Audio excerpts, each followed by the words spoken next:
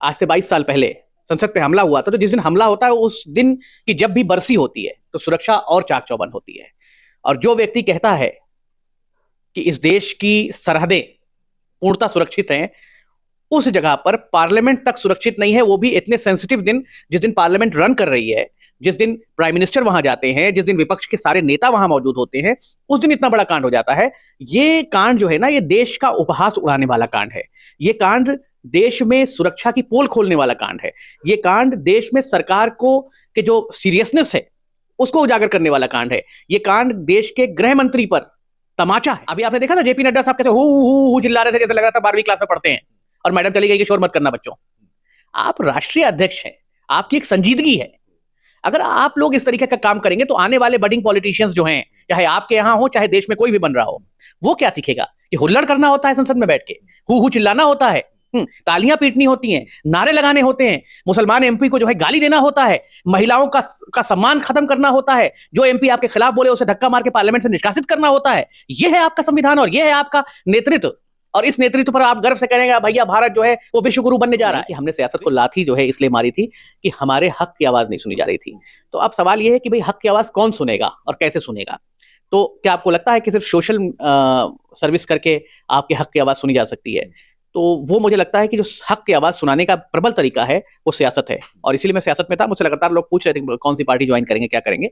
वो वक्त आने पर वो भी बताऊंगा। और ये बता दिया कि भाई हाँ, ऑब्वियस बात है कि चुनाव लड़ने जा रहे हैं और अमरोहा जाएंगे चुनाव लड़ने, पूरी ताकत से चुनाव लड़ेंगे और ये कोशिश करेंगे कि भाई अमरोहा में जो अमरोहा के स्वाभिमान को ठेस पहुंची है एक व्यक्ति के रोने से जिसको उन्होंने चुना था, उस स्वाभिमान को वापस दिया। हमारा मकसद है मजलूमों के साथ खड़े होना, उनको इंसाफ दिलाना, दलितों, पिछड़ों, अल्पसंख्यकों, मुसलमानों और जो भी मजलूम है उसके लिए लड़ाई लड़ना। वो चुनाव लड़के लड़ी जाए, वो बिना चुनाव लड़े लड़ी जाए, उस मकसद को पूरा करते रहेंगे। यही जिंदगी भर करना है, तो इसके लिए हम तैयार हैं। और दो आदमी घुस गए और गैस की एक कैन लेकर घुस गए, पूरे पार्लियामेंट को डिस्टर्ब कर दिया। जिस एमपी के पास पर वो आए थे वो बीजेपी का एमपी है और सस्पेंड किए जा रहे हैं विपक्ष के एमपी। एक पॉलिटिकल स्टूडेंट होने के नाते इस घटना को आप कैसे देखते हैं? देखिए, मैं तो खुदा का शुक्र अदा करता हूं कि अच्छा हुआ वो पास बीजेपी के एमपीज ने इशू किया था, क्योंकि अगर वही पास खुदा ना खास्ता किसी विपक्ष के एमपी ने इशू कर दिया होता और उसमें भी अगर किसी मुसलमान एमपी ने इशू कर दिया होता, तो ना जाने लिंक किस किस देश से जोड़ दी जाती और क्या क्या कहानियां गढ़ दी जाती। तो ये अच्छा हुआ कि बीजेपी के एमपी का पास था। और इसमें एक सवाल और है कि जो बच्चे घुसे वो किस दिन घुसे, ये बड़ा महत्वपूर्ण है। महत्वपूर्ण इसलिए है कि उसी दिन आज से 22 साल पहले संसद पे हमला हुआ था, तो जिस दिन हमला होता है उस दिन की जब भी बरसी होती है तो सुरक्षा और चाक चौबंद होती है। और जो व्यक्ति कहता है कि इस देश की सरहदें पूर्णतः सुरक्षित हैं, उस जगह पर पार्लियामेंट तक सुरक्षित नहीं है, वो भी इतने सेंसिटिव दिन, जिस दिन पार्लियामेंट रन कर रही है, जिस दिन प्राइम मिनिस्टर वहां जाते हैं, जिस दिन विपक्ष के सारे नेता वहां मौजूद होते हैं, उस दिन इतना बड़ा कांड हो जाता है। ये कांड जो है ना, ये देश का उपहास उड़ाने वाला कांड है। ये कांड देश में सुरक्षा की पोल खोलने वाला कांड है। ये कांड देश में सरकार को के जो सीरियसनेस है उसको उजागर करने वाला कांड है। ये कांड देश के गृह मंत्री पर तमाचा है कि देश में जो गृह मंत्री अपने आप को सरदार पटेल के बाद सबसे प्रभावशाली गृह मंत्री कहते हैं, उन गृह मंत्री के गृह मंत्री रहते हुए संसद में लोग घुस जा रहे हैं और इस तरह की घटनाएं हो जा रही हैं। और ये उपहास है देश का कि आप जब सांसदों को सुरक्षा नहीं दे पा रहे हैं तो आम नागरिक और जिसकी आप बात करते हैं कि सबका साथ सबका विकास यानी अंतिम छोर पे बैठे व्यक्ति की सुरक्षा का हाल क्या होगा। और एक तरफ चुनावी रैलियों में नारे लगते हैं कि सोने में लदी हुई महिला अगर रात के 12 बजे स्कूटी पर निकल जाए और उसकी उम्र 18 साल हो तो उसको कुछ नहीं होगा, उसकी सुरक्षा की गारंटी है। और यहाँ खुदा ना खास्ता वो एमपी जो पार्लियामेंट में थे और वो ये जो उपद्रवी घुसे, ये बम लेके घुस जाते तो क्या हालात होते। तो इसलिए ये उपहास है। और जिस तरीके से सारे वादे खोखले हैं उस तरीके से ये भी लगता है मुझे कि सुरक्षा वरक्षा पर भी खास ध्यान नहीं है, सिर्फ अपने मित्रों पर ध्यान है। अच्छा, सत्ताधारी दल का कोई बयान इस पर कोई इस तरह का नहीं आया जिससे कुछ लगे कि हाँ कुछ एक्शन होने जा रहा है?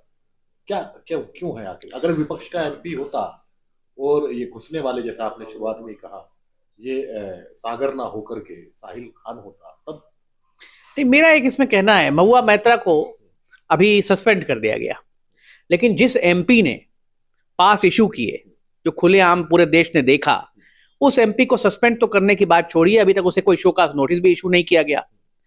तो जब पार्टियां अलग अलग होती हैं तो एक को आंच और एक को धुआं करने की जो रणनीति है, इस रणनीति से ही सबसे ज्यादा हम सबको दर्द है। क्योंकि है क्या कि अगर आप कोई कानून बना रहे हैं, मान लीजिए डाउरी डेथ का कानून है कि भाई कोई आदमी दहेज की वजह से मार दिया जा रहा है, कोई महिला दहेज की वजह से मार दी जा रही है, तो किसी भी धर्म, जाति, प्रांत, क्षेत्र की हो, उसके साथ एक नजरिए का कानून होना चाहिए। इसी तरीके से एमपी चाहे विपक्ष का हो और चाहे पक्ष का हो, आज तो संसद ने उपहास उड़ा के रख दिया देश का कि जो सांसद वहां मौजूद नहीं था उसे आपने निलंबित कर दिया, और उसके बाद आप ये कह रहे हैं कि मैनुअल एरर है। मैनुअल एरर प्रॉब्लम वहां नहीं है, एरर आपकी नजरों में आ गया है कि आपको वो लोग सिर्फ दिखाई दे रहे हैं जो विपक्ष में है। अभी आपने देखा था जेपी नड्डा साहब कैसे हु चिल्ला रहे थे, जैसे लग रहा था 12वीं क्लास में पढ़ते हैं, और मैडम चली गई कि शोर मत करना बच्चों। आप राष्ट्रीय अध्यक्ष हैं, आपकी एक संजीदगी है। अगर आप लोग इस तरीके का काम करेंगे तो आने वाले बडिंग पॉलिटिशियंस जो हैं, चाहे आपके यहां हो चाहे देश में कोई भी बन रहा हो, वो क्या सीखेगा कि हुल्लड़ करना होता है संसद में बैठ के, हु चिल्लाना होता है, तालियां पीटनी होती हैं, नारे लगाने होते हैं, मुसलमान एमपी को जो है गाली देना होता है, महिलाओं का सम्मान खत्म करना होता है, जो एमपी आपके खिलाफ बोले उसे धक्का मार के पार्लियामेंट से निष्कासित करना होता है। यह है आपका संविधान और यह है आपका नेतृत्व, और इस नेतृत्व पर आप गर्व से करेंगे भैया भारत जो है वो विश्व गुरु बनने जा रहा है। विश्व गुरु बनने के लिए सबसे पहले जरूरत किस बात की है? सड़कों की जरूरत, पुलों की जरूरत, बिल्डिंगों की जरूरत से कोई विश्व गुरु नहीं बनता। विश्व गुरु बनने के लिए सबसे पहले सामान्य अधिकार और सबके साथ न्याय, यही इंपॉर्टेंट है। आप दुनिया में कोई भी देश देख लें, मैं इसका एग्जांपल देता हूं आपको। एक ब्लैक को अमेरिका में मार दिया गया, जॉर्ज फ्लॉयड, उसके बाद एक हैशटैग चला ब्लैक लाइफ मैटर्स और पूरा अमेरिका हिल गया। आप देखिए, आए दिन दलितों के साथ अत्याचार हो रहा है, मुसलमानों के साथ अत्याचार हो रहा है, दबे कुचले गरीबों के साथ अत्याचार हो रहा है, लेकिन उस पर कोई कुछ भी बोलने और करने को तैयार नहीं है। कभी मुख्यमंत्री नहीं जाते हैं, लेकिन कोई ऐसा मुद्दा मिल जाए जिसमें सिर्फ जो है दो लोगों में लड़ाई लगानी हो, तो उसमें तो मोदी जी तक कूद जाते हैं कि शमशान इधर जाएगा और कब्रिस्तान उधर जाएगा। तो ये गरिमा के हिसाब से सही नहीं हो रहा है, और गरिमा किसी प्रधानमंत्री या किसी राष्ट्रपति की नहीं गिर रही है, गरिमा इस देश की भी गिर रही है। और देश की गरिमा के साथ खिलवाड़ करना मुझे नहीं लगता है कि बहुत सही और अच्छी योजना है। आप गरिमा की बात कर रहे हैं, जेपी नड्डा जी की बात कर रहे हैं, लेकिन इसी संसद में सर आग भी मारी गई है और फ्लाइंग किस भी की गई है, वो क्या है? उसके बारे में क्यों नहीं बोलते? वो सही है क्या? देखिए, अब आंख किसने मारी और फ्लाइंग किस किसने किया, अगर इतने लोग निष्कासित हो रहे हैं तो उनको भी करा दीजिए निष्कासित, मुझे तो उसमें कोई दिक्कत नहीं है। लेकिन चलिए, फ्लाइंग किस देने में तो किस है, किस तो मोहब्बत की निशानी है। घृणा को खत्म करने के लिए कहीं ना कहीं कोई ना कोई किस तो दे। अगर वो किस जो है किसी को ऑफेंड करती तो भाई निष्कासित करो उनको। लेकिन मैं किसी गलत का साथ देने के लिए नहीं बैठा हूं। लेकिन हाँ, जो लोग सिस्टम पे बैठे हैं, अगर वही सिस्टम में नियम तोड़ेंगे, जैसे पुलिस को आप देखिए, पुलिस हेलमेट नहीं लगाती और लोगों का हेलमेट पे चालान करती है, तो आपको बुरा लगता है, आम आदमी को बुरा लगता है। ऐसे ही जो लोग कुर्सियों में बैठे हैं, वही कुर्सियों के नियमों का पालन नहीं करेंगे तो दूसरे जो व्यक्ति है वो हर्ट होगा। अच्छा, ये कहा जा रहा है कि वो जो लोग घुसे उसमें जो नीलम है उसकी बहुत बड़ी डिग्री, देखा कि बीएड भी किया हुआ है उसने, पीएचडी भी की हुई है और कई सारी डिग्रियां उसके पास में है, को बेरोजगारी से त्रस्त थी। तो क्या बेरोजगारी से त्रस्त होकर इस लेवल तक पहुंच जाना, आप तो चूंकि एक सोशल एक एक्टिविस्ट भी है साथ साथ में, तो ये सही है कि अपना प्रोटेस्ट दर्ज कराने के लिए वहां तक पहुंच जाना? देखिए, इस एक्ट का तो समर्थन कोई नहीं करेगा जिस तरीके का उन्होंने किया। लेकिन हाँ, ये भी बात सच है कि बेरोजगारी इस लेवल तक बढ़ गई है और सरकार के कान पर इस लेवल तक जू नहीं रेंग रही है, तो कुछ ना कुछ तो बच्चे कर रहे हैं। अभी देखिए आप, शिक्षक भर्ती 69,000 शिक्षक वाला उत्तर प्रदेश में मामला चल रहा है, आज तक मैंने कोई मुख्यमंत्री का बयान नहीं देखा। बेरोजगारी की दर 44 साल का रिकॉर्ड तोड़ रही है, आज तक आपने कोई बयान प्रधानमंत्री का सीरियस नहीं देखा होगा। आप बॉडीगार्ड बनाने की एक योजना लाए हैं अग्निवीर की, 4 साल सेना में भर्ती करके उसको ट्रेनिंग दे दो, फिर वो बेचारा किसी का बॉडीगार्ड बन के उसके पीछे पीछे चलेगा 10,000 रुपए में। इस तरह की नॉन सीरियस चीजें ला रहे हैं आप। तो आप अगर देश के युवाओं के साथ इंसाफ नहीं कर पा रहे हैं, उनको सही रोजगार नहीं दे पा रहे हैं और 5 किलो आटा और 5 किलो चना देकर उनको टरका रहे हैं, तो आप किसका फायदा कर रहे हैं? तो सर देश के युवा भी तो अपने लिए इंसाफ नहीं मांग रहे हैं। एक बात बताइए, अगर ये जो सागर शर्मा है वो लखनऊ से है, बीजेपी की सरकार है, अब तक अगर साहिल होता तो बुलडोजर चल गया होता। नीलम है वो हरियाणा से है, बीजेपी की सरकार है, वहां भी बुलडोजर चल गया होता। लेकिन अब क्या हुआ, बुलडोजर की मांग नहीं हो पा रही क्या? अब बुलडोजर न्याय नहीं करता, और अगर बुलडोजर न्याय देख के ही चल रहा था तो अब क्यों नहीं चल पा रहा? बिल्कुल। अगर मैंने वही कहा, बहुत देर से मैं ये कह रहा हूं कि एक को आंच और एक को धुआं हो रहा है इस देश में। बुलडोजर चलना चाहिए, और मैं तो ये मानता हूं बुलडोजर किसी पे ना चले, लेकिन अगर चले तो सब पे चले। अभी नरोत्तम मिश्रा मध्य प्रदेश में था, बड़ा बुलडोजर चलवा रहा था, अब अपने लेवल पर पहुंच गया, चुनाव हार के घर बैठेगा, कीर्तन भजन गाएगा, सेट रहेगा। मसला ये है कि जब आप सत्ता में होते हैं तो आप ये भूल जाते हैं कि आप सत्ता से बाहर जाएंगे, लेकिन जब आप सत्ता से बाहर जाते हैं तब आपको याद आता है कि इंसाफ और न्याय और चीजें कैसे होनी है। तो सवाल इस बात का है कि सरकार कब चेतेगी, सरकार कब सीरियस होगी किसानों की आय दुगनी करने के इशू पे। आपको याद होगा प्रधानमंत्री ने टीवी पे आके कहा था, अगर मुझसे कोई गलती हो गई है, मेरी तपस्या में कोई कमी रह गई है, तो तपस्या में जो कमी थी वो पूरी कब करोगे? आपने एमपी का जिक्र किया है, तो एमपी के तो मुख्यमंत्री हैं, नए नए बने हैं, अभी बनती उन्होंने काम शुरू कर दिया। वो कह दिया कि खुले में नहीं बिकनी चाहिए अंडा मांस मछली, और लाउड स्पीकर को लेकर भी दिशा निर्देश जारी कर दिए हैं। देखिए ऐसा है, अब नए नए बने हैं तो नया मुर्गा ज्यादा बांग देता है, ये आपने कहावत सुनी होगी। तो भाई अभी कुछ ना कुछ लाइमलाइट में आने के लिए आप उन्हें कैसे पहचानेंगे? जब भाई उनका नाम घोषित हुआ होगा तो आपने गूगल किया होगा कि कौन साहब है, क्या करते हैं ये। तो भाई कुछ पहचानने के लिए कुछ ना कुछ तो करेंगे ना। तो वो जो है, एक शेर है कि नंगे हो जाते हैं लोग अखबार में रहने के लिए। तो परेशानी ये है कि कुछ ऐसा करो जिससे भाई नजर आए कि भाई हम भी कुछ कर रहे हैं। जैसे आपको देखा होगा, एक असम का सीएम है, पहले कांग्रेसी था तो बहुत सेकुलर था, अब भाजपाई हो गया तो एकदम कम्युनल हो गया है, तो एक से एक बात करता रहता है बेसिर पैर की। तो मसला यह है कि क्यों कर रहे हैं? क्योंकि महत्वाकांक्षी ज्यादा हैं, सोचते हैं हम ये करेंगे तो नंबर बढ़ जाएंगे। इसी में कभी कभी गड़बड़ हो जाता है मामला। तो जैसे अब मामा जी आए, जिता भी दिया उन्होंने, उसका उनका साइड कर दिया। कल आज मैंने देखा कि चना बो रहे हैं खेत में। तो मसला ये है कि कोई भी चीज परमानेंट नहीं है। जब तक आप ये नहीं समझेंगे तब तक आप चीजों को सही से नहीं ले जा पाएंगे। इनको ये लग रहा है कि सत्ता परमानेंट है।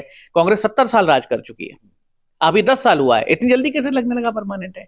वक्त बदलेगा। तो आखिरकार आपने भी ऐलान कर ही दिया कि अमरोहा जा रहे हैं, यानी कि मुसलमानों में एक और लीडर पैदा हो गया है जो पहले मुसलमानों की आवाज उठाते हैं। ये सवाल किए जा रहे हैं, और फिर आखिरकार उनकी शरण स्थली सियासी पार्टियां। आप अभी पार्टी में नहीं गए हैं, अभी इंडिपेंडेंट हैं, कल आप पार्टी में भी चले जाएंगे। तो अमरोहा ने एक ऐलान कर दिया जी।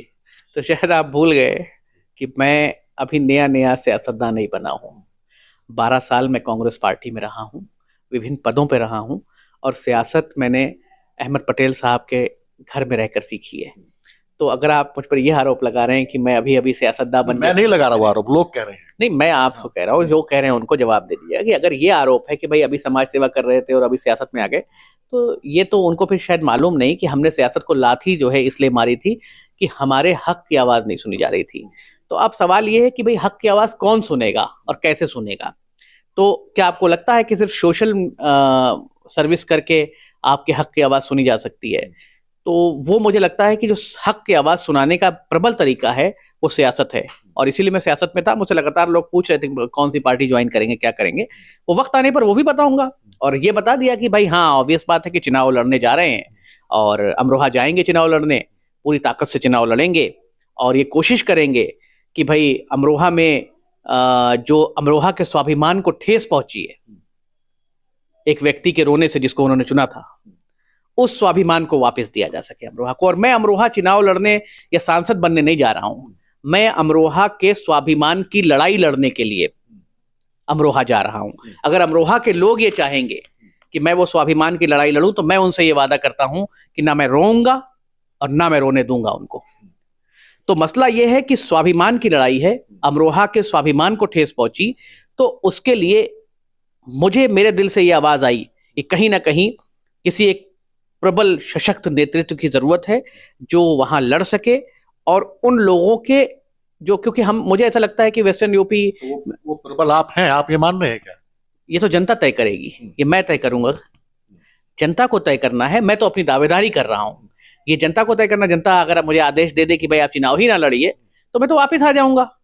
क्योंकि मुझे ये शौक नहीं है कि मैं एमपी बन के जो है गाड़ियों में घूमूं। मेरा शौक है गरीबों की मदद करना, मेरा शौक है मजलूमों के साथ खड़े होना, मेरा शौक है उनके लिए आवाज उठाना जिनके लिए कोई नहीं बोल रहा है। वो भी कह रहे हैं जो मौजूदा एमपी है, ये कह रहे हैं, और आप जाके पता कर लीजिए ग्राउंड पे, दोनों में फर्क होगा कुछ ना कुछ। तभी तो लोग उनको जो है चौराहों पे खड़े होकर उनके बारे में बातें कर रहे हैं अमरोहा में। आप भी जाइए, आपसे भी करेंगे। देखिए ऐसा है कि कहना और करना बड़ा फर्क चीज है, कथनी और करनी में बड़ा फर्क होता है। भाजपा भी तो कह रही है सबका साथ, सबका विकास, सबका विश्वास, आपको लग रहा है वो कर रही है। तो मसला ये है कि जो आप कर रहे हैं और जो आप कह रहे हैं उसमें अगर फर्क होगा तो जनता बताएगी। और मुझे ऐसा लगता है कि मैं अमरोहा के लोगों के स्वाभिमान की लड़ाई लड़ना चाहता हूं। अगर अमरोहा के लोग इस बात के लिए तैयार होंगे, मैं 6 तारीख को अमरोहा जा रहा हूं, 6 जनवरी को, अगर अमरोहा के लोग इस बात के लिए तैयार होंगे, वो मुझे हुक्म देंगे कि हाँ आप आगे बढ़ो, आप हमारे स्वाभिमान की लड़ाई लड़ो, आप गरीबों की लड़ाई लड़ो, आप वंचितों की लड़ाई लड़ो, आप दलितों की लड़ाई लड़ो, आप मजलूम मुसलमानों की लड़ाई लड़ो, तो जरूर पूरी ताकत के साथ, जितनी ताकत मुझ में है और जितनी अल्लाह देगा उसके साथ लड़ूंगा। आजाद उम्मीदवार इस वक्त में का जीतना बहुत मुश्किल हो जाता है। आपको लगता है कि बगैर किसी पार्टी सिंबल के आप जो है चुनाव जीत पाएंगे? आपसे किसने कहा कि मैं आजाद उम्मीदवार हूंगा? मैंने अपने ट्वीट में कहीं नहीं लिखा है कि मैं आजाद उम्मीदवार हूं। जल्द ही आपको यह भी बताया जाएगा, मेरी पार्टियों से बात चल रही है, जल्द ही हम बताएंगे कि हम किस पार्टी से टिकट लेंगे और कैसे लड़ेंगे और क्या होगा। वो तो वक्त की बात है, क्योंकि अभी चुनाव में 3-4 महीने हैं। तो मैं सिर्फ अभी जो जा रहा हूं अमरोहा, वो ये जनता से इजाजत लेने जा रहा हूं कि क्या आप ये चाहते हैं कि मैं आपके हक की लड़ाई लड़ूं? क्योंकि अगर आप ही नहीं चाहेंगे तो फिर मैं पीछे हट जाऊंगा, लेकिन अगर आप चाहेंगे तो फिर अपनी आखिरी सांस तक आपके लिए लड़ूंगा। अमरोहा में तो पहले से ही एक सेटल आवाज है, लोकसभा में काफी मुद्दत के बाद में फिर एक वहां पे कोई अल्पसंख्यक समुदाय का एक एमपी चुनाव जीता। राशिद अल्वी के बाद में पहली बार ये चुनाव जीते दानिश अली, और कोई ठीक ठाक मतलब मार्जिन से चुनाव जीते। तो आप क्यों जा रहे हैं वहां पे एक पहले से स्टेब्लिश एक लीडरशिप को वहां से उखाड़ने के लिए, उन्हें हराने के लिए? क्यों? आप कोई और भी सीट चुन सकते थे, अमरोहा ही क्यों? नहीं, एक बात ये बताइए मुझे कि वो किस पार्टी में है? अभी तो फिलहाल नहीं है किसी पार्टी में। हाँ, तो आप मुझसे तो ये सवाल पूछ नहीं सकते कि आप किस पार्टी में हैं। अब रही बात चुनाव में आवाज बनने की या ना बनने की, तो ये लोकतंत्र में सबको अधिकार है कि वो चुनाव लड़े, अगर वो भारत का नागरिक है। ये जनता को तय करने दीजिए कि कौन सशक्त है, कौन प्रबल है और कौन विजयी है।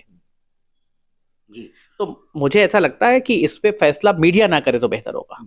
अच्छा, बड़े आरोप भी लगते हैं, आप पे भी लग सकते हैं, बीजेपी की बी टीम से आ गए या ए टीम से आ गए, उस टीम से आ गए, तो उन आरोपों के लिए तैयार है?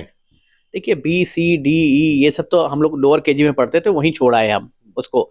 हमारा मकसद है मजलूमों के साथ खड़े होना, उनको इंसाफ दिलाना, दलितों, पिछड़ों, अल्पसंख्यकों, मुसलमानों और जो भी मजलूम है उसके लिए लड़ाई लड़ना। वो चुनाव लड़के लड़ी जाए, वो बिना चुनाव लड़े लड़ी जाए, उस मकसद को पूरा करते रहेंगे, यही जिंदगी भर करना है। तो इसके लिए हम तैयार हैं। और बाकी जो आरोप लगते हैं, कम से कम इतनी खुशी होती है कि भाई वो कबीर का दोहा था कि निंदक नियरे राखी आंगन कुटी बनाए, तो खुश है कि भाई निंदा हो रही है, जब तक निंदा हो रही है तब तक जिंदा हो रही है। अच्छा, एक बड़े कयास लगाए जा रहे हैं कि जैसे ही बसपा ने नोटिफिकेशन जारी किया दानिश अली को पार्टी से निकालने का, उसके कुछ घंटे बाद में आपने ऐलान कर दिया कि मैं अमरोहा जाऊंगा। क्या क्या कॉम्बिनेशन है इन दोनों का, आपस में क्या लिंक है? अब ये तो अल्लाह जाने भाई, इस पर मुझे कुछ नहीं कहना है। कुछ बातों को जाहिरी तौर पर माइक पे नहीं कहा जाता है, उस पर कयास ही अच्छे लगते हैं। क्या बसपा से भी बात चल रही है? कुछ भी कहना अभी बहुत जल्दबाजी होगी। बात जिससे चल रही है वक्त आने पे पता लग जाएगा, और इंशाल्लाह मजबूती से चुनाव लड़ा जाएगा और अल्लाह ने चाहा तो जीता जाएगा।